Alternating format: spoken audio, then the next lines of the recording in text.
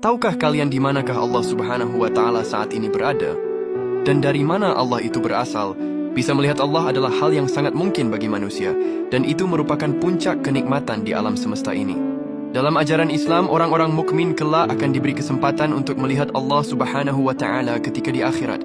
Kepercayaan ini adalah bagian dari keyakinan Ahlus Sunnah wal Jamaah dan dianggap sebagai salah satu kenikmatan terbesar di surga, bahkan di alam semesta. Dalam Al-Quran, Allah Subhanahu wa Ta'ala berfirman, wajah-wajah orang-orang mukmin pada hari itu berseri-seri. Mereka melihat Tuhannya. Quran Surah Al-Qiyamah ayat 22 hingga 23. Namun untuk di alam dunia, tidak ada satupun manusia yang mampu melihat Allah secara langsung kecuali orang-orang yang dikehendakinya.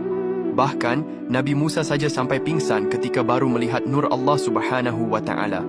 Allah tidak terlihat oleh mata manusia di dunia ini, karena dia memiliki sifat al-ghaib, yang berarti tidak terlihat dan tidak dapat dibayangkan oleh makhluknya.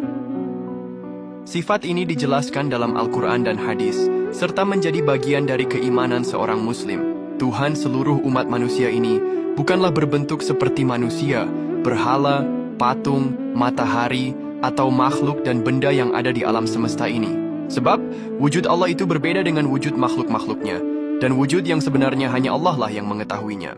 Lalu pertanyaannya, di manakah Allah sekarang berada? Ayat-ayat Al-Quran dan hadis-hadis syahih menjelaskan bahwa Allah itu berada di atas arsy, atau yang sering diartikan sebagai singgasana Allah. Meskipun berada di atas arsy, Allah juga menegaskan bahwa Dia bersama dengan makhluknya dan tidak terpisah dari mereka. Ini berarti Allah mengetahui segala sesuatu yang terjadi pada hamba-hambanya di bumi, dan Dia dekat dengan mereka dalam doa dan ibadah. Oleh karena itu, sebenarnya Allah itu tidak terbatas oleh ruang dan waktu seperti makhluknya. Dia ada tanpa permulaan dan tanpa akhir, dan keberadaannya tidak bisa dibatasi oleh ruang fisik seperti manusia. Ulama Ahlus Sunnah wal Jamaah meyakini bahwa Allah itu berada di atas arsy, namun juga mengetahui segala sesuatu dan sangat dekat dengan hambanya. Lalu pertanyaan selanjutnya, dari manakah Allah itu berasal? Sebenarnya, pertanyaan tentang dari mana Allah itu berasal adalah pertanyaan yang salah. Dalam konsep Islam, Allah adalah sang pencipta dan bukan makhluk yang diciptakan. Allah juga bersifat qidam, atau ada tanpa permulaan dan baka kekal abadi, tidak memiliki awal dan tidak memiliki akhir. Allah Subhanahu wa Ta'ala adalah zat yang menciptakan segala sesuatu termasuk waktu dan ruang.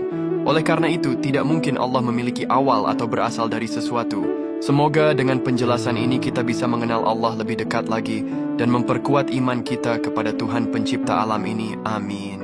Allahumma sholli ala Sayyidina Muhammad.